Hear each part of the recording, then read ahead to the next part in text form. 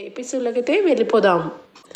కనకం ఇక 20,000 బడ్జెట్తో స్వప్న శ్రీమంతాన్ని కానిచ్చేద్దామని చూస్తుంది. ఇక ప్లాస్టిక్ ఫ్రూట్స్ అలాగే ఇరిగిపోయిన కుర్చీని కవర్ చేసి మొత్తానికైతే ఇక ఎంతో కొంత డెకరేషన్ చేయించి ఇక అటు ఇటు తిరుగుతూ ఉంటే ఇంతలో ఇక దుగ్గిరాల కుటుంబం రానే వస్తుంది. కారులో దిగడంతోనే స్వప్న అలాగే కావ్య, రుద్రాణి, అపర్ణ, ఇందిరాదేవి అందరూ కూడా ఇక డెకరేషన్ వంక చూస్తూ ఉంటారు. కావ్య, అక్క నిజంగా చాలా అందంగా ఉన్నావే, నిజంగా నువ్వు చాలా సాంప్రదాయంగా చాలా బాగున్నావు అని చెప్పి కావ్య స్వప్నని పొగుడుతూ ఉంటుంది. ఆ మాటలకి వెంటనే మా కోడల సంగతి స్వప్న సంగతి మాకు తెలుసు, కానీ నువ్వే చాలా ఘోరంగా పేదరికానికి నిలువెత్తు సాక్ష్యంలాగా కనిపిస్తున్నావు, కనీసం మెడలో ఒక్క నగ కూడా వేసుకోలేదు అని చెప్పి రుద్రాణి అంటుంది. ఇక దానికి తగదనమ్మా అని చెప్పి దానిలక్ష్మి, మా విలువ తీయడానికి కాకపోతే మెడలో కనీసం బంగారు నగలు వేసుకొని రావాలని తెలీదా అని చెప్పి చాలా చీపుగా మాట్లాడుతుంది దానిలక్ష్మి. ఇక వెంటనే అపర్ణ, ఏంటి కావ్య, ఎందుకు ఇలా మారిపోయావు, ఇంట్లో ఫంక్షన్ కదా, నగలు నేను పెట్టిన నగలు ఉన్నాయి కదా, అవి ఎందుకు వేసుకోలేదు అని చెప్పి కావ్యని అడుగుతుంది. ఇక అపర్ణ, అది అత్తయ్య గారు అని చెప్పి కావ్య తడబడుతుంటే రుద్రాణి, అర్థమైందిలే, మీ అక్కకి శ్రీమంతం జరిపించడమే నీకు ఇష్టం లేదు, ఈ ఆ శ్రీమంతానికి ఏం విలువ ఉంది, ఎవరొస్తారు, ఇక్కడ అందరూ కూడా నార్మల్ వాళ్ళే కదా అని చెప్పి నువ్వు కూడా నార్మల్గా వచ్చుంటావు అని చెప్పి ఇక స్వప్న వంక రెచ్చగొట్టేలా చూస్తుంది. స్వప్న ఏమీ అనకుండా ఇంతలోనే కావ్య ఇక అమ్మ అని చెప్పి పిలిచేసరికి ఇక దానిలక్ష్మి అందరూ కూడా ఇక కనకం అలాగే కృష్ణమూర్తి వచ్చి రండి లోపలికి రండి అని చెప్పి స్వాగతిస్తూ ఉంటారు. ఇక రాజ్, కావ్య అందరూ కూడా లోపలికి వెళ్తారు. అక్కడ ఉన్న విధానం అంతా చూసి చాలా బాగా చేయించావు కదా డెకరేషన్ అని చెప్పి వెటకారంగా మాట్లాడుతుంది రుద్రాణి.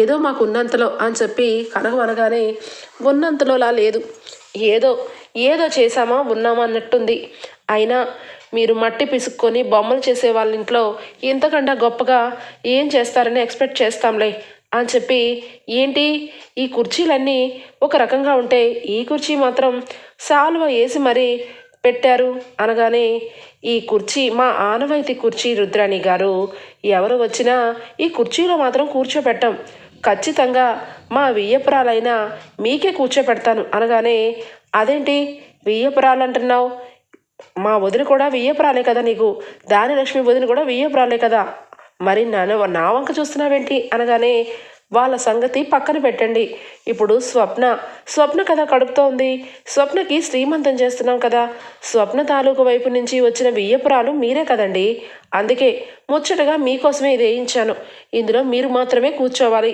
అని చెప్పి ఇక అక్కడి నుంచి అందరినీ లోపలికి తీసుకుని వెళ్ళిపోతుంది కనకం. ఏంటి, నా కోసం ఈ కుర్చీ చేయించిందా, ఈ షాలో వేయించిందా అని చెప్పి ఇక ఫాస్ట్గా వెళ్ళి కూర్చోపోయి ఇక దెబ్బకి కింద పడిపోయే లోపల ఇక రాహుల్ వచ్చి మమ్మీ అని చెప్పి ఇక పట్టుకోవడం జరుగుతుంది. ఒక్కసారిగా ఇక ఉలిక్కి పడుతుంది. చూడరా వీళ్ళ పొగలు చూడరా, అసలు కనీసం కొంచెం కూడా మేనస్ లేకుండా ఇంటికి పిలిచి మరి కావాలని ఈ కుర్చీలో నన్ను కూర్చోపెట్టింది ఆ కనకం అనగానే, మమ్మీ నీకు తెలుసు కదా మమ్మీ, ఆవిడ కొంచెం అదో టైప్ అని, నువ్వే అనవసరంగా ఈ కుర్చీ ఎవరి కోసం అది ఇది అని చెప్పి డెకరేషన్ కోసం మాట్లాడావు, కావాలని ఈ పని చేసింది, ఇప్పుడు అందరి ముందు నువ్వు పడిపోయిన సంగతి చెప్తే చాలా చండాలంగా ఉంటుంది మమ్మీ అనగానే, అవునరా నేను పడిపోవడం ఏంటి, నేను లోపలికి వెళ్తున్నాను, నువ్వు కూడా రా అని చెప్పి ఇక రుద్రాణి లోపలికి వెళ్ళిపోతుంది. ఇక స్వప్నని లోపలికి తీసుకుని వెళ్ళగానే స్వప్న ఇక అక్కడ శ్రీమంతం కుర్చీ అక్కడున్న డెకరేషన్ అంతా చూసి ఒక రకంగా చిరాగ్గా చూస్తూ ఉంటుంది. అసలు ఎంత చీపుగా ఉంది, నేను హ్యాపీగా ఇక దుగ్గిరాల ఇంట్లో శ్రీమంతం జరిపించుకుంటే ఎంత బాగుండేది, ఈ అసలు ఎంత చీపుగా ఈ డెకరేషన్స్ ఈ చైర్స్ నాకు ఏమీ నచ్చలేదు, అంతా కావ్య మూలంగానే ఇక్కడ జరుగుతుంది నా శ్రీమంతం అని చెప్పి మొహం ముడుచుకొని లోపలికి వెళ్ళిపోతుంది. ఇక వెంటనే కావ్య, నేను ఇప్పుడే వస్తాను అని చెప్పి అక్క అని చెప్పి లోపలికి వస్తుంది. ఏంటి ఇంకా ఏం మిగిలింది అనుకుంటున్నావు, శ్రీమంతం ఇక్కడ జరిపించాలని డిసైడ్ అయ్యావు కదా, చూసావు కదా ఆ పువ్వులు పళ్ళు ఆ కుర్చీ, ఇదంతా నాకు నచ్చవు, ఇలాంటివన్నీ కూడా నేను ఉండకూడదనే దుగ్గరాల కుటుంబానికి కోడలుగా వచ్చాను. కానీ నువ్వే నా ఆశల మీద నీళ్లు పోసేలా చేశావు. కాస్ట్లీగా రిచ్గా ₹1,00,000 కట్టుకున్న చీర కట్టుకొని కాస్ట్లీగా డైమండ్ సెట్ పెట్టుకొని శ్రీమంతం జరిపించుకోవాలని ఎన్నో కలలు కన్నాను. కానీ నువ్వు ఏదో నామకే వస్తేలాగా ఒక కుర్చీ పడేసి నలుగురు ముత్తైదుని పిలిచి ఇక నా పసుపు పూసి గంధం పూసి ఇక వాళ్ళకి అరటిపళ్ళు తాంబూలం ఇప్పించేద్దామని నువ్వు డిసైడ్ అయ్యావు. ఎందుకే నువ్వు ఇంత మారిపోయావు? డబ్బు రాగానే ఎవరైనా మారిపోతారని అనుకున్నాను, కానీ ఇంత ఘోరంగా నువ్వు మారిపోతావని ఊహించలేదు అని చెప్పి బాధతో ఇక తలుపు వేసేస్తుంది ఇక కావ్య మొహం మీదనే. ఇక కావ్య బాధపడుతూ బయటకు రాగానే రాజ్ అక్కడికి వస్తాడు. కళావతి అని చెప్పి పక్కకు తీసుకుని వెళ్ళి, ఎందుకు కళావతి అనవసరంగా అందరి దృష్టిలో నువ్వు దోషిలాగా మిగిలిపోతున్నావు. జరిగిన విషయం అందరికీ చెప్పేస్తే అందరికీ విషయం తెలుస్తుంది. అప్పుడు నీ గురించి చెడ్డగా అనుకోరు కదా. ఇప్పుడు చూడు స్వప్న ఎంత బాధపడుతుందో. నీ గురించి తను తప్పుగా అనుకుంటుంది. ఈ విషయంలో నీ తప్పు ఏమీ లేకపోయినా నువ్వు కావాలని స్వప్నని ఈ ఇంట్లో అందరిలాగా చూడట్లేదని బాధపడుతుంది. ఇదంతా అవసరమా చెప్పు అని చెప్పి రాజ్ అంటూ ఉంటాడు. ఏమండి, ఇంకొన్న కొన్ని రోజులే కదా, ఏదైనా అనుకుంటే నా గురించే కదా అనుకుంటుంది మా అక్క. నాకేమీ బాధ లేదు. నిజం తెలిసిన రోజు అక్క బాధపడుతుంది, నాకు సారీ చెప్తుంది. ఈ విషయం గురించి నేను వెయిట్ చేయట్లేదు, కానీ మీరేమీ బాధపడకండి. అసలు విషయం ఎవరికి తెలియకుండా మనం ఉన్న అప్పులన్నీ తీర్చేస్తే అంతకు మించి ఏముంటుంది చెప్పండి అని చెప్పి కావ్య రాజ్తో సీక్రెట్గా మాట్లాడుతూ ఉంటుంది. రుద్రాని ఒక్కసారిగా షాక్ అయిపోతుంది. అంటే ఏదో జరుగుతుంది అని నేను అనుకోవడం నిజమే. ఏంటి, అప్పులన్నీ మెల్లమెల్లగా తీర్చేయాలా? ఈ విషయం ఎవరికీ తెలియకూడదా? కొన్ని రోజులు మాత్రమే ఈ కష్టాలా? అంటే ఏం జరుగుతుంది? రాహుల్, అసలు ఆఫీస్లో క్యాష్ ఏ రకంగా కట్టారు? ఈ విషయాలన్నీ కూడా నేను ఆలోచిస్తే కంపెనీలో ఏదో జరిగిందిరా, అది మాత్రం ఖచ్చితంగా అనిపిస్తుంది. కావ్యరాజ్ ఫైనాన్షియల్గా ఏదో జరగడం వల్ల వీళ్ళు ఉక్కిరి బిక్కిరి అయిపోతున్నారు. విషయం బయట పెట్టట్లేదు. కొంపతీసి ఏం జరిగిందంటావు అని చెప్పి రుద్రాని అనగానే, అయ్యో మమ్మీ, ఏం జరిగిందంటే నేనేం చెప్పను. ఇందాకే నేను ఇక కంపెనీలో ఉన్న అకౌంటెంట్కి ఫోన్ చేశాను. క్యాష్ ఉంది, ఇక రాజ్ సార్ చెప్పమంటున్నారు అని చెప్పి నార్మల్గా అడిగాను. అదేంటి, రాజ్ సార్కి తెలుసు కదా అకౌంట్లో 0 బ్యాలెన్స్, ఏ బ్యాలెన్సు లేదు. క్యాష్గా కొంతవరకే అమౌంట్ అయితే అకౌంటెంట్ దగ్గర ఉంది అని చెప్పి చెప్పారు. ఈ విషయం గురించి నాకు ఒకటి అర్థమైంది మమ్మీ అనగానే, ఏం అర్థమైంది అనగానే, కంపెనీలో ఏదో నష్టం జరిగింది. ఆ నష్టాన్ని పూడ్చడం కోసం వీళ్ళిద్దరూ ఏదో కష్టపడుతున్నారని నేనైతే అర్థం చేసుకున్నాను అని చెప్పి రాహుల్ అనగానే, అర్థమైంది. కంపెనీలో ఏవేవో షేర్లు కొనుంటారు. ఇక ఆ షేర్ల వల్ల నష్టం జరుగుంటుంది. తద్వారా చాలా చాలా నష్టం జరుగుండొచ్చు. అందుకే ఇంట్లోనూ బయట మొత్తానికి పేదరికం కబుర్లు చెప్తుంది ఈ కావ్య. ఈ విషయం ఎవరికీ తెలియకూడదు, కొన్ని రోజుల వరకే అని చెప్పి ఇద్దరు భార్యాభర్తలు సంభాషణ చేసుకుంటున్నారు. దొరికిపోయారు. ఈరోజు శ్రీమంతం రోజు వీళ్ళ గుట్టు రట్టు చేసి అందరి ముందు ఇలాంటి వాళ్ళకి కంపెనీ బాధ్యతలు ఇచ్చినా, ఇంటి ఆస్తులు ఇచ్చినా, ఇదిగో ఇలాగే అకౌంట్స్లో 0 పెడతారు అని చెప్పి ఇక అందరి ముందు వీళ్ళ గురించి బయట పెట్టాలి. ఇంట్లో అందరూ కావ్యని రాజుని తిట్టాలి. వాళ్ళ స్థానంలో నిన్ను నుంచో పెట్టాలి. ఇంటి పెత్తనం మొత్తం కరెక్ట్గా తెలిసి కరెక్ట్గా నడిచే వాళ్ళకే అప్పచెప్పాలి అని చెప్పి ఇక నేను గొడవ పెట్టే మంచి ఛాన్స్ రా అని చెప్పి రుద్రాని లోపలికి వెళ్తుంది. ఇక శ్రీమంతం ఫంక్షన్ స్టార్ట్ అవుతుంది. కావ్య ఇక రాజ్ అందరూ కూడా చాలా చక్కగా ఇక స్వప్న దగ్గరికి వెళ్ళి స్వప్నని రమ్మంటే, పర్వాలేదు నేనే వస్తాను అని చెప్పి ఒక్కతే నడుచుకుంటూ వస్తుంది. ఇక కుర్చీలో ముత్తైదువులు కూర్చోబెడతారు. గంధం పసుపు రాసి స్వప్నకి శ్రీమంతం చేస్తే కావ్య ఇక బొట్టు పెట్టి గాజులు వేస్తూ ఉంటుంది. అందరూ అక్షింతలు వేస్తూ ఉంటే ఇక మొత్తానికైతే ఫ్రూట్స్ అన్నీ ఒళ్ళో పెట్టమని ఇక చెప్పగానే ఫ్రూట్స్ టేబుల్ మొత్తం ఫ్రూట్స్తో ఉన్న ట్రే తీస్తుంది కావ్య. ఒక్కసారిగా 2 పళ్ళు కింద పడతాయి. ఏమైంది అని చెప్పి స్పీడ్గా వెళ్ళి పళ్ళు తెచ్చుకోబోతుంటే రాజ్, ఆగు రాజ్, ఇక్కడ నేనున్నాను కదా, ఒరే రాహుల్ నువ్వు తీసుకురారా అని చెప్పనగానే ఫ్రూట్స్ 2 పట్టుకుంటాడు. ఒక్కసారిగా షాక్ అయిపోతాడు రాహుల్. ఏంటివి, ఫ్రూట్సేనా లేకపోతే ఇంకేమన్నానా అని చెప్పి ఇక వచ్చి ఫ్రూట్స్ టేబుల్స్లో ఇక ఫ్రూట్స్ని పెట్టిపోతూ, మమ్మీ, ఈ విషయం నాకు ఏమాత్రం అర్థం కావట్లేదు. వీళ్ళు తినడానికే ఠికానా లేదేమో అని ఎంతకాలం అనుకున్నాం. కానీ ఉన్నది లేనట్టు, లేనిది ఉన్నట్టు ఇలా ఫ్రూట్స్లో కూడా చాలా ఘోరంగా ప్రవర్తిస్తారని ఎవరు ఊహించరు. ఇవి ప్లాస్టిక్ ఫ్రూట్స్. కడుపుతున్న ఆడపిల్లని శ్రీమంతం చేస్తాను, మా ఇంటి వారసత్వం అని తెగ చంకలు గుద్దుకొని ఇంటికి తీసుకుని వచ్చి ఇదిగో ఈ రకంగా ప్లాస్టిక్ పళ్ళని ఒళ్ళో పెడతావా కనకం అని చెప్పి రుద్రాని నిలదీస్తుంది. ఒక్కసారిగా కనకం మాట్లాడలేదు. ఏంటి చెప్పు, ఈ ఇంటికి వచ్చిన వాళ్ళని ఎంతగా అవమానించడం నీకు ఎప్పుడు కూడా కొత్త ఏం కాదు కదా. ఈ ఇంట్లో అసలు శ్రీమంతం జరిపించడం కోసం నువ్వు ఏ రకంగా అక్కడికి వచ్చావో మా అందరికీ తెలుసు. అసలు నువ్వు నీ కూతుళ్ళని సమానంగా చూస్తున్నావా? అయినా స్వప్న ఏం పాపం చేసింది? అంగరంగ వైభవంగా దుగ్గిరాల కుటుంబంలో నేను శ్రీమంతం చేస్తానని నేను అంటుంటే ఈ లోపల వచ్చి నా కూతురు, నా వంశం, మా పెద్దలు అని చెప్పి ఏదో బిల్డప్ ఇచ్చి చిరాగ్గా ప్లాస్టిక్ పళ్ళుని తీసుకొచ్చి స్వప్నకి ఒళ్ళో పెట్టాలా? చిచ్చి, ఇది కూడా శ్రీమంతమేనా అని చెప్పి కావాలని దానిలక్ష్మి దగ్గర అలాగే అపర్ణ దగ్గర రుద్రాని ఇక రెచ్చిపోతూ ఉంటుంది. ఇక అపర్ణ ఏమీ మాట్లాడలేదు.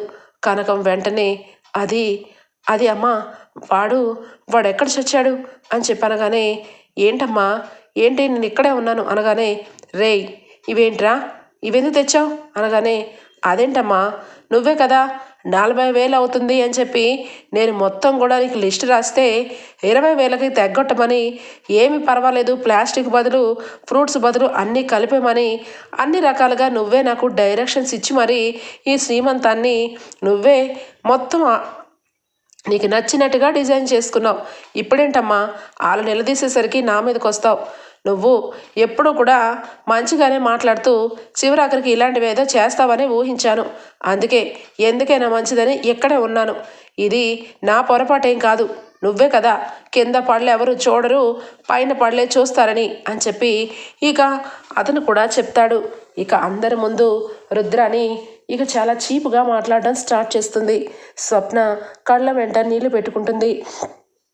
ఇక కావ్య అయితే సరే, ఇప్పుడు ఏమంటారు రుద్రాణి గారు? ఇప్పుడు అక్క ఒళ్ళో పళ్ళు పూలు పెడతాము, ఇవేమి ఏదో పెట్టారు, దాని గురించి మీరు రద్దంతం చేయకండి అనగానే ఎవరు రద్దంతం చేసేది, నువ్వా లేదంటే నేనా? అయినా మెత్తగా ఉంటూ చాలా మంచి కబుర్లు చెప్పుకుంటూ ఇంట్లో అందరినీ మోసం చేసి బ్రతికేదే నువ్వు అని చెప్పి గట్టిగా మాట్లాడుతుంది రుద్రాణి. ఒక్కసారిగా కావ్య అలాగే రాజ్ ఇక కనకం అందరూ షాక్ అయిపోతారు. ఏమమ్మో, ఏం మాట్లాడుతున్నావు? నా కూతురు గురించి తప్పుగా మాట్లాడితే ఊరుకోని చూడండి రుద్రాణి గారు అని చెప్పి కనకం అంటే చాలు మాట్లాడమక్క కనకం. నీ శ్రీమంత వేడుక, నువ్వు పిలిచిన పిలుపులు, నువ్వు చేసిన మర్యాదలు చాలా గొప్పగా ఉన్నాయి. నేను వచ్చినప్పటి నుంచి చూస్తున్నాను. ఏంటి తెగగించుకుంటున్నావు? ఈ మాత్రం దాన్ని శ్రీమంతం అంటారా? సరే, శ్రీమంతం మీ ఇష్టం, నీ నచ్చినట్టు చేసుకో. నేను మా ఇంటి కుటుంబ వ్యవహారం మాట్లాడుతున్నాను, మధ్యలో కలగ చేసుకోకు అనగానే అందరూ షాక్ అయిపోతారు. ఇక రుద్రాణి మాటలకి అపర్ణ, రుద్రాణి ఏం మాట్లాడుతున్నావు? ఈ ఇంటికి వచ్చి కావాలని చిచ్చిరేగి గొడవ పెట్టాలని చూస్తున్నావా? నీ కోడలు శ్రీమంతాన్ని అందరూ మర్చిపోయినా నేను మర్చిపోలేదు. నేను చేయిస్తానని గుర్తు చేసినప్పుడే అనుకున్నా ఏదో ఇలాంటివేవో మొదలు పెడతావని అనగానే ఇక వెంటనే కోపంతో రుద్రాణి, ఏంటి వదిన, ఎప్పుడు చూసినా ఇక్కడ నేనే కనిపిస్తాను, మీకు ఎవరు కనిపించరు. రాజ్, కావ్య వీళ్ళిద్దరూ కలిసి ఏదో పెద్ద కుట్ర మాత్రం కంపెనీలో చేస్తున్నారు. ఆ కుట్ర ఏంటో తెలియకుండానే వీళ్ళిద్దరూ చాలా న్యాగ్గా ఈ మధ్య ప్రతి ఒక్క విషయంలోనూ కట్ చేస్తున్నారు. ఇంట్లో రూపాయి దగ్గర నుంచి 10 రూపాయల దాకా చిల్లర కూడా పోగేసుకుంటున్నారు. ప్రతి ఒక్కరికి ఏది నచ్చినా పెట్టకుండా అన్నం దగ్గర కూర దగ్గర మొత్తానికి కట్ చేసేసి పస్తులు పెట్టి చంపుతున్నారు. కారులో రావాల్సిన మనం ఒక కారులో ఇరుక్కుంటూ రావాల్సిన పరిస్థితి తీసుకొచ్చింది ఈ కావ్య. ఇదే కాకుండా ఇంట్లో సొంత అక్కకి శ్రీమంతం జరిపించడం కూడా ఇష్టం లేదు ఈవిడ గారికి. నువ్వు చెప్పు కావ్య, ఈరోజు నేను అడుగుతున్నాను, శ్రీమంతానికి ముందు రోజు నువ్వు మీ అమ్మ వాళ్ళ ఇంటికి వచ్చి కావాలని మీ అక్క శ్రీమంతాన్ని ఇక్కడ జరిపించమని నువ్వు చెప్పావా లేదా అనగానే కావ్య తలదించుకుంటుంది. అపర్ణ కావ్య వంక చూడగానే కావ్య ఏమీ మాట్లాడదు. ఏంటి ఇవన్నీ నాకు ఎలా తెలిసాయానా? అన్నీ అలాగే తెలుస్తూ ఉంటాయి. నువ్వు ఏమేమి ఏ రకంగా మాట్లాడుతున్నావో అన్నీ ఒక కన్ను వేస్తూనే వచ్చాం. చివరాఖరికి నాన్నగారికి కూడా వీళ్ళు 4-5 రోజులు డేట్ దాటిపోయినాక కంపెనీ అకౌంట్లో కాకుండా విడిగా క్యాష్ రూపంలో కట్టారు. కంపెనీలో జీరో అకౌంటే ఉంది. ఏ కాదా రాజ్, చెప్పు అని చెప్పి రాజుని కూడా నిలదీస్తుంది రుద్రాణి. ఒక్కసారిగా కావ్యరాజ్ నోటి వెంట మాటలు రాకుండా అలాగే నుంచొని చూస్తూ ఉంటారు. ఇక అప్పుడు అపర్ణ అడుగుతుంది, రే రాజ్, కావ్య ఏం జరుగుతుంది? ఇన్నిన్ని మెందలు వేస్తుంటే నోట్లోంచి మాట రాకుండా బెల్లం కొట్టిన రాయిల్లాగా అలా నుంచొనున్నారేంటి? ఏం జరిగింది? అసలు కంపెనీలో జీరో బ్యాలెన్స్ అవ్వడం ఏంటి? మీరేమో నోటి వెంట మాట రాకుండా ఇలా నుంచోవడం ఏంటి అనగానే ఇక అప్పుడే ఒక మొత్తైదు వస్తుంది. రావడంతోనే వాళ్ళు బెల్లం కొట్టిన రాయిల్లాగా ఎందుకున్నారో మీకు ఇంకా అర్థం కాలేదా అని చెప్పనగానే అందరూ ఆశ్చర్యపోతారు. ఏంటి, ఎవరు మీరు? మిమ్మల్ని నేను పిలవలేదే అని చెప్పి కనకం అంటుంది. అవును, మీరు నన్ను పిలవలేదు. పిలవని పేరంటానికి రావడానికి నాకు కూడా ఒక రకంగానే ఉంది. కానీ ఏం చెయ్యాలి, కొన్ని విషయాలు దుగ్గిరాల కుటుంబానికి చేరవేయాలంటే తప్పలేదు అనగానే ఏం మాట్లాడుతున్నారు, అసలు మీరు ఎంతకీ ఎవరు అనగానే ఎంతకీ ఎవరేంటి, వీళ్ళు ఏమీ మాట్లాడకుండా ఎందుకున్నారో నాకు తెలుసు అని చెప్పి అనగానే ఏం తెలుసు నీకు అని చెప్పి అపర్ణ అడుగుతుంది. ఏం తెలుసా, మీ ఇంటి దుకాణం మీ దుగ్గిరాల కుటుంబానికి సంబంధించిన అది ఆవదాస్తి మొత్తం బ్యాంకులో తనఖా పెట్టారని తెలుసు. వీళ్ళు 100 కోట్లకి సంతకం పెట్టి ఆ సంతకానికి తగ్గ 20 కోట్ల రూపాయలు బ్యాంకుకి కడుతున్నారని తెలుసు. ఏదో ఒక రోజు బ్యాంకు వాళ్ళు మీ యావదాసులు జప్తు చేస్తారని తెలుసు. ఇవన్నీ కూడా ఈ భార్యాభర్తలు ఇద్దరు కూడా మీ ముందు చెప్పకుండా చాలా గొప్పగా నటిస్తున్నారని తెలుసు. ఇవన్నీ నాకెలా తెలుసని మీరు అనుకుంటున్నారా? నాకు కూడా ఈ మధ్య తెలిసింది. నా ఫ్రెండ్ నాకు ఈ విషయంలో మీ దుగ్గిరాల కుటుంబానికి చెందిన ఒక ఆవిడ ఈ మధ్యకాలమే మాకు కలిసింది. ఈ విషయాలన్నీ నాకు చెప్పింది. కానీ ఈ విషయాలన్నీ మీ ఎవరికీ చెప్పకుండా ఇదిగో ఈ కావ్య చాలా నటిస్తుంది. నిజానికి మీ అందరినీ రోడ్డు మీదకి త్వరలోనే తీసుకొచ్చేస్తుంది అని చెప్పి ఇక అనామిక పంపించిన ఒక మనిషి చేత మొత్తం నిజాన్ని రివీల్ చేపించేస్తుంది అనామిక. ఏంటి, మీరు అందరూ కూడా నన్ను వెరైటీగా చూస్తున్నారు? ఈ విషయాలన్నీ నాకలా తెలుసు, అసలు ఇవి నిజమా కాదా అని చెప్పి మీకు డౌట్గా ఉండొచ్చు. కావాలంటే కంపెనీలోకి వెళ్ళి బ్యాంకు వాళ్ళకి వీళ్ళు ఎంతెంత అకౌంట్లో ఎంతెంత వేస్తున్నారో కనుక్కోండి. అసలు ఇవన్నీ నిజాలో అబద్ధాలో నేను చెప్తున్నప్పుడే మీ కోడలు కొడుకు మధ్యలో ఆపలేదంటే ఇంతకన్నా ప్రూఫ్ దొరికిద్దా? నాకెందుకు, ఈ విషయం మీకు తెలియజేయాలని ఇక్కడికి వచ్చాను అని చెప్పి ఫాస్ట్గా వెళ్ళిపోతుంది. ఒక్కసారిగా అందరూ షాక్ అయిపోతారు. ఇక ముఖ్యంగా రుద్రాణి ధాన్యలక్ష్మి అయితే ఇద్దరు విపరీతంగా రెచ్చిపోతారు. ఏంటి, ఈ ఆస్తులు అంతస్తులు అన్నీ కూడా ఏదో ఒక రోజు జప్తు చేస్తారా ఏంటి? ఏమైంది? కంపెనీని మీకు అప్పచెప్పి ఇంటి ఆస్తిని కావికి అప్పచెప్పేసరికి ఇద్దరు కలిసి ఏం చేశారు? ఆస్తుల విషయంలో మీ ఇద్దరూ మూటగట్టుకొని వెళ్ళిపోదామని అనుకుంటున్నారా? లేదంటే ఆస్తి విషయంలో ఇక ఎవరికీ తెలియదు కదా, ఏదో రకంగా అప్పులు కట్టేసి ఇక జీరో బ్యాలెన్స్ చూపించి ఇదిగో మొన్నటి నుంచి ఒక కూర ఒక పప్పు ఎలా తినిపిస్తున్నారో జీవితాంతం అలాగే చేద్దాం అనుకుంటున్నారా? అసలు ఏం జరిగిందో చెప్తారా లేదా అని చెప్పి గట్టిగా నిలదీస్తుంది ధాన్యలక్ష్మి. ఒక పక్క కనకం, కావ్య ఏంటి ఇదంతా ఏంటి? నిజానికి నువ్వు శ్రీమంతం ఇక్కడ జరిపించమన్నావు. నేను కూడా నీ మాట విని ఇక్కడే జరిపించాను. ఒక్క మాట కూడా అడగలేదు. ఎందుకే జరిపించాలని అడిగితే సమయం వచ్చినప్పుడు నేనే చెప్తానన్నావు. ఏంటి, ఏం జరిగింది? ఎప్పుడు కూడా తల వంచుకొని నుంచొని నువ్వు తల వంచుకొని ఎందుకు నుంచున్నావు? ఈ విషయంలో కాదు అవును నేను ఏదో ఒకటి మాట్లాడవే అని చెప్పి కనకం అంటూ ఉంటుంది. ఇక ధాన్యలక్ష్మి ఒకవైపు, రుద్రాణి ఒకవైపు రెచ్చిపోతూ, రాజ్ ఈరోజు నేను అడుగుతున్నాను, ఈరోజే ఇంటి పత్రాలు ఇక్కడ కనపడాలి, లేదంటే నేను ఏం చేస్తానో నాకు తెలీదు. సమాధానం చెప్పకపోతే మేమైతే అస్సలు ఊరుకోము. ఆస్తి ఉమ్మడి ఆస్తి ఒకేసారి దేవాలా తీసే పరిస్థితికి తీసుకొచ్చారు అంటే మీరు ఏం చేశారు? మీ ఇష్టం వచ్చినట్టుగా మీ చేతుల్లో కంపెనీలను పెట్టుకొని మీకు నచ్చిన విధంగా చేస్తూ ఉంటే ఇక్కడ ఊరుకోము. చెప్పక్క, నీ కొడుకుకి చెప్పు, నోరు విప్పమని చెప్పు అని చెప్పి ధాన్యలక్ష్మి అపర్ణని అడుగుతూ ఉంటుంది. ఏరా మాట విప్పవేంటి? వాళ్ళంతగా రెచ్చిపోయి అన్ని మాటలు మాట్లాడుతుంటే నోరు విప్పి చెప్పవేరా, చెప్తావా లేదా అని చెప్పి అపర్ణ గట్టిగా అరుస్తుంది. అప్పుడే ఇక సుభాష్ వస్తాడు. అపర్ణ అని చెప్పి ఆపుతాడు. ఏమండి, వీళ్ళు నోరు విప్పట్లేదు, వీళ్ళ నోటికి కళ్ళెం వేలేపోతున్నాను. అసలు ఏం జరిగిందో ఎవరు చెప్పట్లేదు. ఇంట్లో ఎన్నో మార్పులు జరిగాయి, కానీ ఈరోజు ఒక ఆవిడ వచ్చి ఏవేవో మాటలు చెప్పింది. ఆ మాటలన్నీ నిజాలో అబద్ధాలు తేలే వరకు వీళ్ళు నోరు ఆపట్లేదు, వీళ్ళు నోరు తెరపట్లేదు.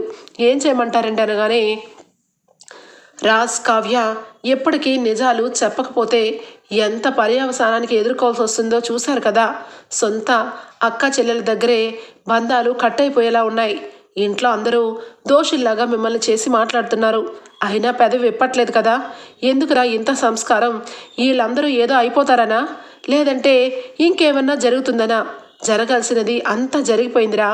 నాన్నగారు ఈ రద్దాంతం చూడలేకే కోమాలోకి వెళ్ళిపోయారు. అపర్ణ వాళ్ళ నోరు విప్పంది ఎందుకో తెలుసా?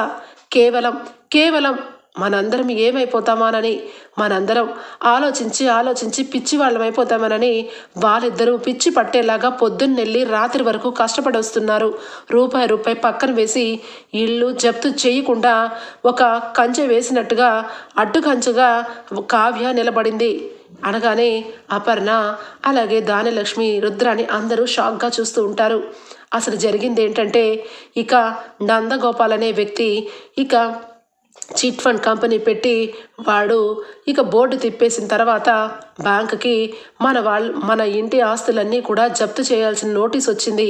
అనగానే అదేంటి, వాడెవరో బోర్డు తిప్పేయడం ఏంటి, మన ఆస్తులు జప్తు చేయడం ఏంటి, మనకేం పట్టింది అని చెప్పి దానిలక్ష్మి అనగానే అవునమ్మా నిజమే, నువ్వన్నట్టు మనకేం పట్టింది, కానీ మా నాన్నగారు స్వయాన మీ మావయ్య గారు షూరిటీ సంతకంగా 100 కోట్లకి సంతకం పెట్టారు. దానికి ప్రతిఫలంగా మన ఆస్తులన్నీ జప్తు చేసుకుంటామని బ్యాంకు వాళ్ళు వచ్చారు. దానికి రాజ్ కావ్య ఇద్దరు కూడా వెనక్కి తగ్గకుండా తాతయ్య సంతకానికి ఒక విలువ ఉంటుంది, మాకేమీ సంబంధం లేదు అనకుండా 20 కోట్లు కట్టడానికి వాళ్ళిద్దరూ రేయనక పగలనక కష్టపడి అప్పుని తీరుస్తున్నారు. అందువల్లే రాజ్ కావ్య ఇంటిలోనూ కంపెనీలోనూ ఎన్నో రకాల మార్పులు కనబడ్డాయి. కార్లు లేకపోవడానికి, ఇంట్లో ఒక కూర ఒక పప్పు పెట్టడానికి, స్వప్న శ్రీమంతం ఇక్కడ జరిపించడానికి, స్వప్న మెడలో ఉన్న నగ తీసుకోవడానికి అన్నీ కూడా దీనివల్లే. లేదంటే రోడ్డు మీద మనం అందరం కుటుంబము నుంచోవలసి వచ్చేది. ఈరోజు కావ్యరాజ్ ఉండబట్టే మనందరం మన ఇంట్లో ఉంటున్నాం. జరిగింది ఇది అపర్ణ. ఈ విషయం వీళ్ళు చెప్పకుండా ఎవరో ఏవో అయిపోతారని, అనవసరంగా మీ అందరికీ తెలిస్తే బాధపడతారని వీళ్ళిద్దరూ గుట్టు చప్పుడు కాకుండా అప్పుని కడుతున్నారు. నేను వీళ్ళని ఒక కన్నేసి కంపెనీలో అన్ని లెక్కలని అన్నీ కూడా చూశాను. 20 కోట్ల రూపాయలు బ్యాంకుకి ఎందుకు కట్టారనని బ్యాంకు వాళ్ళని కలిశాను. వాళ్ళు నిజం చెప్పారు అపర్ణ అని చెప్పి సుభాష్ మొత్తం నిజాన్ని రివీల్ చేస్తాడు. అంతే, ఒక్కసారిగా ఇంట్లో అందరూ షాక్ అయిపోతారు. స్వప్న ఇక కనక అందరూ కూడా కావ్య దగ్గరికి వచ్చి, కావ్య నిజంగా నిన్ను తప్పుగా అనుకున్నానే, ఎందుకే మౌనంగా ఉన్నావు? అందరి గురించి ఆలోచించి నువ్వు దోషిగా మిగిలిపోవడం కోసమేనా? నా కూతురు ఎప్పుడు కూడా ఒకరిని బాధ పెట్టదు. తన అక్క కాబట్టి ఇక్కడ జరిపించమని ఇంటికి వచ్చి చెప్పింది. అందులో నా కూతురు తప్పే ఉంది. చెప్పవే స్వప్న, నువ్వు కలల ప్రపంచంలో వేరే విహారం చేస్తావని అందరికీ తెలుసు. కానీ కావ్య నీ మనసుకు నచ్చినట్టుగానే దుగ్గిరాల కుటుంబానికి కోడలు చేసింది. అంతేగాని నీ విషయంలో కావ్య ఏ రోజు తప్పు చేయలేదే అనగానే, అమ్మా తెలుసో తెలియకో నా నోరు అనవసరంగా మాట్లాడింది. కౌసే కావ్య, ఈ విషయం ఎందుకే దాచిపెట్టావు? నా మనసులో నేను ఎంత మదన పడ్డానో. కావ్య ఏ రోజు ఇలా ప్రవర్తించదే, నా విషయంలో ఎందుకు ప్రవర్తించిందా అని చెప్పి నేను చాలా బాధపడ్డాను. నిజం తెలిసినాక నేను చేసిన తప్పుకి నువ్వు చిన్నదానివైనా నీ కాళ్ళు పట్టుకొని క్షమాపణ చెప్పాలనుకుంటున్నాను అనగానే, అక్క ఏం మాట్లాడుతున్నావు? నువ్వు నీ స్థానంలో ఉంటే ఎవరైనా అలాగే అనుకుంటారు. డబ్బు గల కుటుంబంలో డబ్బు ఖర్చు తగ్గించి ఇంట్లో నీ ఫంక్షన్ ఆపేసి సాదాసీదాగా అమ్మ వాళ్ళ ఇంట్లో జరిపించుతున్నానని నీకు కోపం వచ్చింది. అంత మాత్రానే నువ్వు నాకేమీ క్షమాపణ చెప్పవసరం లేదు. కానీ అత్తయ్య గారు, ఇంట్లో పరిస్థితులన్నీ కూడా చక్కపడేదాకా నేను ఎవరికి చెప్పకూడదు అనుకున్నాను. ముఖ్యంగా నానమ్మ అమ్మమ్మ ఆవిడ మనసు నొచ్చుకుంటుంది. ఇప్పటికే తాతయ్య గారు ఇక కోమాలో ఉన్నారు. ఈ పరిస్థితుల్లో ఇల్లు విషయాల్లో బ్యాంకు వాళ్ళు వచ్చి గొడవ చేశారంటే అసలే తను ఇప్పటికే బాధతో ఉన్నారు అమ్మమ్మ. అమ్మమ్మ గురించి ఆలోచించాము. కుటుంబం ముక్కలు అవ్వకూడదని ఆలోచించాము. అంతకు మించి దాచే ప్రయత్నం లేదు అని చెప్పి కావ్య అనగానే, కావ్య అని చెప్పి ఒక్కసారిగా గట్టిగా పట్టుకొని అపర్ణ కావ్యని అప్రిషియేట్ చేస్తుంది. ఇక అప్పుడు మొదలు పెడుతుంది రుద్రాని. ఆహాహాహా, చాలా బాగుంది. ఇలాంటి ఘట్టం మరెప్పుడు కూడా మన కంటికి కనపడదు. చాలా గొప్పగా సెలవిచ్చారు. ఏంటి, కావ్యరాజ్ చాలా మంచివాళ్ళు, దేవతామూర్తుల్లాగా ఇక ఆస్తి విషయంలో చాలా కష్టపడుతున్నారు. కరెక్ట్, చాలా గొప్పగా చెప్పారు. ఎందుకంటే మీ అంత ఆలోచన విధానం మాకు రాదు కాబట్టి.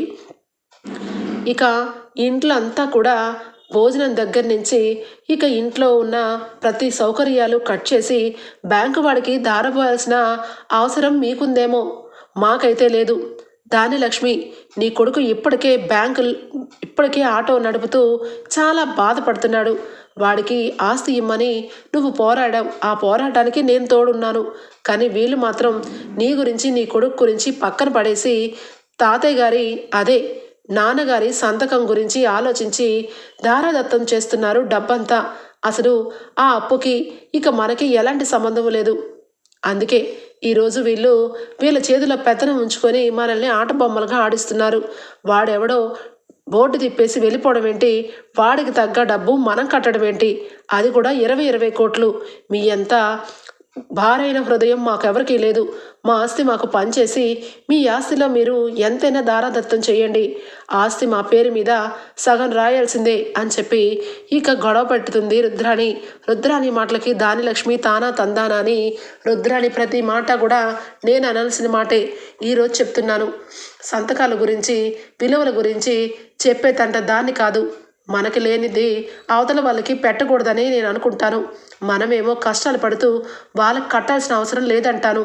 రుద్రాణి చెప్పినట్టే మా ఆస్తి మాకు పనిచేసి మీ ఆస్తిలో మీరు దాన ధర్మాల కింద ఎవరెవరో బ్యాంకుల్లో ఇక టోకరా తిప్పేసిన వాళ్ళందరికీ పంచుకుంటూ వెళ్ళండి అని చెప్పి ఇద్దరూ ఎదురు తిరుగుతారు. ఇక అప్పుడు కావ్య ఒక్కసారిగా కళ్ళు తిరిగి కింద పడిపోతుంది. ఇంట్లో అందరూ కావ్య కావ్య అని చెప్పి దగ్గరకు వచ్చేసరికి కావ్య కళ్ళు తెరుస్తుంది. ఇంతలో ఇక డాక్టర్ గారు వచ్చి టెస్ట్ చేసి ఒక గుడ్ న్యూస్ చెప్తారు. కావ్య కడుపుతో ఉందని. అందరూ చాలా సంతోషపడుతూ ఉన్న టైంలో ఇక రుద్రాణి దానలక్ష్మి ఇద్దరు మాత్రం మీరందరూ ఒక్కటైపోయి ఆస్తి మొత్తం మీ చేతిలో పెట్టుకొని మీరు ఎన్ని డ్రామాలన్నా వాడతారు, ఎన్నైనా చేస్తారు. అన్యాయం జరిగింది మాకు, మేము కోర్టుకు వెళ్ళాల్సిందే అని చెప్పి ఇక దానలక్ష్మి రుద్రాణి బయటికి వస్తూ ఉంటారు. అప్పుడే కరెక్ట్గా కళ్యాణ్ అప్పు కూడా వస్తారు. అప్పు చక్కగా యూనిఫామ్ వేసుకొని ఇక ఫస్ట్ టైం డ్యూటీలోకి ఇక దిగినందుకు అందరికీ సర్ప్రైజ్ చేసి ఒక్కసారిగా ఇక అందరి కళ్ళ ముందు పోలీసులాగా ఇక మెరిసిపోతూ ఉంటుంది. ఇక కళ్యాణ్ వచ్చి, అమ్మా అప్పు ఆ పోలీస్ ఆఫీసర్ అయిందమ్మా అంటే, చాలు, నీ భార్య గురించి నాకు చెప్పనవసరం లేదు. ఈ ఇంట్లో అందరూ కలిసి చాలా మోసం చేస్తున్నారు. ఇప్పుడు ఇక నాకు నువ్వు ఏం చెప్పినా వినను. రేపు కోర్టులోకి వెళ్ళి నేను తేల్చుకుంటాను అనగానే, ఏం మాట్లాడుతున్నావమ్మా? కోర్టుకు వెళ్ళడం ఏంటి? ఆస్తుల గురించి నీకు మాట్లాడడానికి ఎలాంటి హక్కు లేదు. అసలు ఏ ఆస్తి గురించి నా గురించి నువ్వు దెబ్బలాడుతున్నావు? నేను ఏ ఆస్తి గురించి ఆశపడి ఇంట్లోనే ఉండేవాడిని, బయటకు వచ్చేవాడిని కాదు. అయినా ఈ ఆస్తి పోవడానికి, ఈ ఆస్తి మొత్తం కూడా ఒకడు ఇక బోర్డు తిప్పి వెళ్ళిపోవడానికి, అసలు నిజాలన్నీ బయటపడడానికి మేమిద్దరం కలిసే నిజాలు బయటపెట్టడానికే వచ్చాము. వదినా, అన్నయ్య, ఈ ఆస్తి 100 కోట్లు ఎక్కడికి పోలేదు. నందగోపాల్ అనేవాడు ఎక్కడున్నాడో తెలిసిపోయింది. వాడు అనామిక దగ్గర ఉన్నాడు. అనామికనే ఈ మొత్తానికి మూల కారణం. మొత్తానికి ఆస్తి మొత్తం కూడా హారతి కర్పూరం చేసి మన కుటుంబాన్ని నుంచో పెడదామని బయటకు చూసింది. అదే విషయం చెప్పాలని ఇక్కడికి వచ్చాము. స్వప్న శ్రీమంతం అయిన మరుక్షణం అప్పు ఆ అనామికని, నందగోపాల్ని అరెస్ట్ చేస్తుంది. ఈ విషయం చెప్పడానికే వచ్చామనగానే కావ్యరాజ్ ఒక్కసారిగా షాక్ అవుతారు. అవునదినా, ఈరోజు అనామిక మాట్లాడుతూ ఉండగా నేను కళ్ళారా విన్నాను. నేను ఇక కొన్ని మెడిసిన్స్ అయిపోయాయని నేనే స్వయంగా తీసుకురావాలని నేను వేరే ఏరియాలోకి వెళ్ళాను. అక్కడ అనామిక ఇక అలాగే ఇక తనతో పాటు పార్ట్నర్ అయిన సామంత్ ఇద్దరు కూడా ఇక ఆ వ్యక్తిని కలిశారు. నందగోపాలు మొత్తం విషయం ఇక నందగోపాల్తో చేయించిందంతా అనామికనే. వాళ్ళందరూ కలిసి పాలనా ఏరియాలో ఉన్నారు. ఈ విషయం గురించి మాకు ఇన్ఫర్మేషన్ వచ్చింది. అప్పు, నేను, అలాగే రాజన్నయ్య, కావ్య వదిన అందరము కలిసి అక్కడికి వెళ్ళి వాళ్ళని అరెస్ట్ చేయించాలని ఇక్కడికి వచ్చాను. ఇప్పుడే నువ్వు ఆస్తి గురించి దెబ్బలాడుకుంటూ బయటకు వస్తున్నావు. జరిగిన విషయంలో ఇప్పుడు కావ్య వదిన కానీ రాజన్నయ్య కానీ ఎవరైనా ఏమన్నా చేశారా? ఒకప్పుడు నీ ముద్దుల కోడలు నా మాజీ కోడలు అని చెప్పి తెగ బాధపడుతూ ఉన్నావే, ఆ కోడలు చేసిన రద్దంతవే ఇది అనగానే దెబ్బకు నోరు మూసుకుంటుంది ధాన్యలక్ష్మి. రుద్రాని ఇక షాక్ అయిపోతూ ఉంటుంది. ఇక అప్పు అయితే ఇన్ఫర్మేషన్ తెలిసిన మరుక్షణం ఇక అనామిక అలాగే ఇక నందగోపాల్ ఉన్న ప్లేస్ని కనిపెట్టి నందగోపాల్ని బాగా కొట్టి జీబెక్కించుకొని తీసుకొని వెళ్ళిపోతుంది. తద్వారా అనామిక అలాగే నందగోపాల్ చేసిన మోసానికి ఇక రేపటి ఎపిసోడ్లో మొత్తానికి తెలుసుకుందాం ఫ్రెండ్స్. రాబోయే ఎపిసోడ్స్ చాలా ఇంట్రెస్టింగ్గా సాగబోతున్నాయి. మీకు కనుక నచ్చినట్లయితే ఒక లైక్ ఇచ్చేయండి friends. Bye, take care, thank you for watching.